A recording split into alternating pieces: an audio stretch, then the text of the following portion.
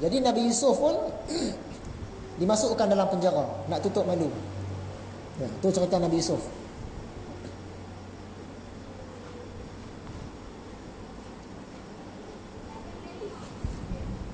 Dan kisah Ukhdud. Ukhdud ni parit. Itu adalah seorang raja yang zalim. Ia menyalakan api di dalam lubang yang besar, memasukkan segala manusia yang tiada mengikut agamanya, kafir, itu ke dalam api itu. Maka ada satu perempuan, ada baginya anak yang kecil umurnya 7 bulan. Padahal benci ia akan dijatuhkan ke dalam api itu.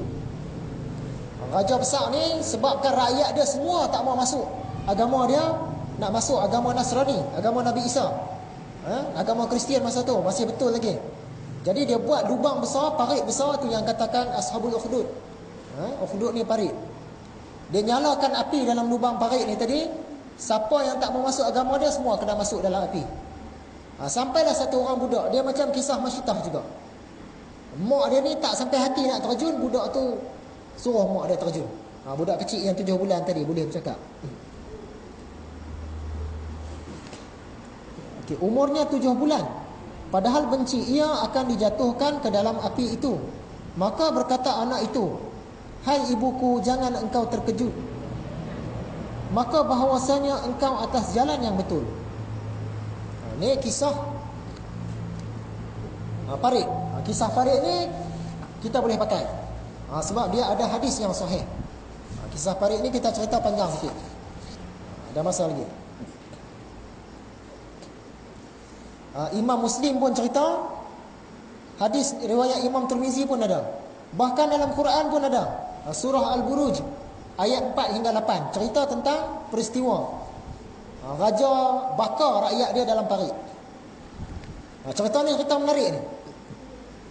Cerita ni dipercayai berlaku di selatan tanah Arab, iaitu di Yaman. Dekat-dekat kawasan situlah. Zaman dulu ada satu orang raja besar. Raja ni dia ada satu orang ahli sihir. Masa itu mana-mana raja pun dia ada tok nujum dia. Ahli nujum di raja. Nujum pak belalang. Jadi ahli sihir ni dia sudah tua. Apabila dia sudah tua, dia minta kepada raja supaya bagi dia satu orang budak. Kata, "Tuanku, bagi dekat saya satu orang budak. Satu orang budak yang cerdas." Budak yang tak cerdas tak mau. Satu orang budak memang pandai belajar. Ajar sikit dia dapat banyak. Nak budak jenis ni. Raja tanya, "Nak buat apa?" "Budak ini saya nak turunkan segala ilmu sihir saya. Segala ilmu nujum saya nak turun pada budak ni." "Kenapa nak turun?" "Sebab saya pun dah tua, mungkin saya nak mati. Jadi sebelum saya mati, semua ilmu sihir saya nak turun pada budak ni." Raja pun carilah satu orang budak yang cerdas. Jadi budak ini pun setiap hari dia berulang daripada rumah dia ke istana. Dari rumah berjalan pergi istana, belajar dengan ahli sihir, lepas tu balik. Setiap hari dia punya rutin macam tu lah. Kiranya istana ni sekolah dia lah. Di istana ni lah dia belajar segala ilmu-ilmu sihir, ilmu-ilmu tak baik ni. Dalam perjalanan dia pergi ke istana, dia jumpa satu orang lelaki. Lelaki ni dia cerita benda yang menakjubkan. Sebab lelaki ni dia bawa agama Nabi Isa. Sedangkan di negeri itu, raja tu dia bawa agama dia sendiri. Raja ni mengaku dia Tuhan. Jadi penduduk negeri itu semuanya bertuhankan raja. Tiba-tiba budak pandai tadi dia terjumpa satu orang rahib, satu orang yang berpegang dengan agama Nabi Isa. Dia dengar apa orang ni nak cerita.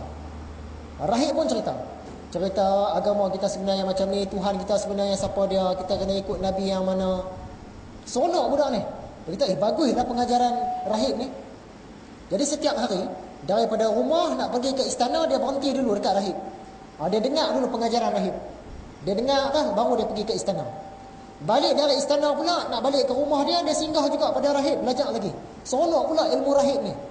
Walaupun dia belajar segala macam magic daripada ahli sihir, segala macam ilmu hitam, tapi seronok lagi belajar dengan rahib. Rahib tadi yang bawa agama Nasrani. Jadi ahli sihir ni dia berasa hairan, kenapa budak ni selalu lewat datang sekolah, datang istana. Masuk 7:30, pukul 8 baru sampai. Mesti ada sesuatu. Dia pun marah kepada budak ni. Tahu tak undang-undang sekolah kita 7.40 masuk, pukul 8 kamu baru sampai, dia pukul. Budak ni balik pula ke rumah. Balik ke rumah pun lewat juga. Sebab apa? Dia berhenti pada rahib. Mak bapak dia pula marah. Kenapa balik lewat sana ni? Jadi budak ni tanya pada rahib, macam mana saya nak buat ni? Dua-dua pihak marah. Rahib kata, kalau terlewat sampai ke istana, kamu cakap mak bapak kamu lepas lewat. Pagi tadi mak saya kejut lambat. Nak kena jaga adik, nak kena apa macam-macam lah. Bagi alasan. Jadi ahli sihir pun okey, tak apalah lewat. Bila balik ke rumah pula, dia kena cakap ahli sihir lepas lambat. Siap dengan kelas tambahan, siap dengan kerja rumah semua. Jadi balik lambat. Jadi mak bapak dia kata okeylah, lambat pun tak apalah.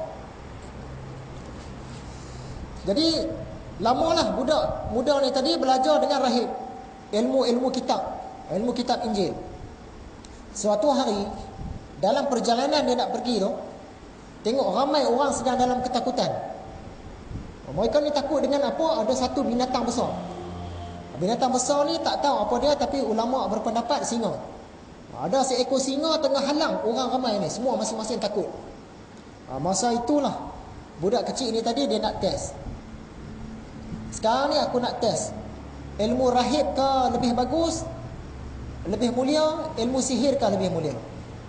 Dia ambil seketul batu. Dia kata, kalau aku ambil batu ni, aku baling dekat binatang tu tadi, mati. Maksud dia ilmu rahib ni betul. Dia pun ambil seketul batu kecil, baling. Kena kat singa, mati singa tu. Sejak itu budak ni kata, betul lah. Agama yang dibawa oleh rahib ni betul. Jadi semakin kuat dia punya akidah. Jadi sejak hari itu, walaupun dia pergi belajar ilmu sihir, tapi dia belajar main-main lah. Dia buat-buat belajar. Sebenarnya dia banyak belajar ilmu agama daripada rahib. Budak ini pula diberikan kelebihan oleh Tuhan. Dia ni boleh mengubat macam-macam penyakit. Pelbagai jenis penyakit dia boleh ubat, termasuklah buta dan juga penyakit kusta.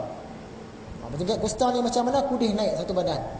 Kalau zaman dulu, kalau di kampung kita ada orang kena penyakit kusta, dia ni kena asingkan ke dalam hutan. Kita buat satu rumah dekat Gunung Bubu sana. Gunung Bubu sana. Buat rumah, kamu dengan segala hormatnya kena duduk di sana seorang-seorang. Tak boleh bergaul dengan orang. Sebab penyakit kusta ni dia merebak cukup cepat. Apa benda yang dia sentuh, kalau kita sentuh, kita pun kena kudih satu badan. Dia tak ada ubat penyakit kusta ni. Sebab tu zaman dulu orang Melayu buat macam tu lah. Siapa kena penyakit kusta, dia kena buat pondok dalam hutan, dia kena duduk sana. Tak boleh keluar. Kalau mai ke kampung, kami bunuh. Mai kampung kami bunuh, duduk seorang-seorang. Kalau ada anak isteri, kena cerai. Kalau anak isteri pun kena juga, duduklah sekali. Rumah dia yang di kampung kena bakar. Segala dia punya basikal buruk, dia punya pakaian-pakaian apa dalam rumah semua kena bakar. Supaya kuman